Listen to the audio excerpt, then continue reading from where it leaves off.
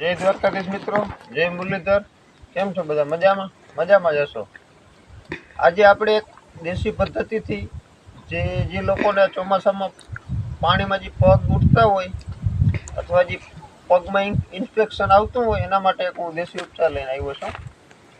તો એ દેશી ઉપચારમાં બીજું કાંઈ નથી। જો આપણે અડખે પડખે ગામડે રહેતા હો તો બધાને ખબર હોય કે લીમડો તો ગમે ત્યાં મળી જાય, કડવો લીમડો। તો કડવો લીમડો આપણે લઈ લેવાનો, કારણ કે જો હું અત્યારે લીમડા નીચે જ ઊભો છું, હું તમને બતાવું રૂબરૂ કે આ લીમડો છે।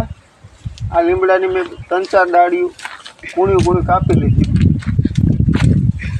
આ ડાળી કાપી લેવાની આ રીતે।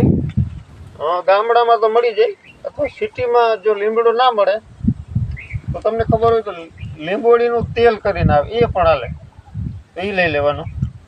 એમાં કરવાનું શું છે, બીજું કાંઈ નથી। આ લીમડા આપણે 3-4 ડાળી તોડી ને એક વાટકો લઈ લેવાનો।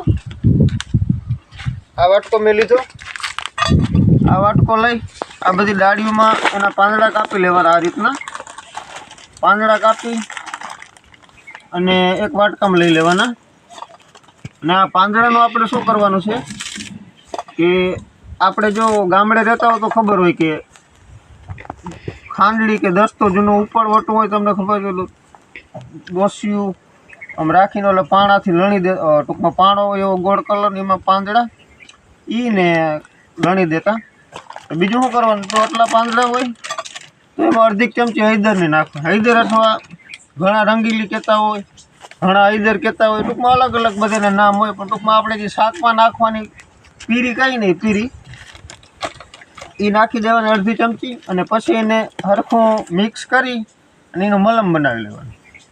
મલમ બનાવી અને ટૂંકમાં જો તમારા પગ તમારા ઉઠા હોય આ રીતના, જો આમાં મારે ઉઠેલ હતા, હું હમણાં 2 દીથી ચોપડું છું, તો આને પહેલાં સૂતી પહેલાં શું કરવાનું, એવું ગરમ પાણી કરવાનું, થોડું ગરમ પાણીથી બધું સાફ કરી નાખવાનું। સાફ કરી અને જે તમે મલમ બનાવી એ મલમ રાતે સૂતી વખતે ટૂંકમાં પગમાં ચોપડી અને માથે મોજું પહેરી લેવાનું।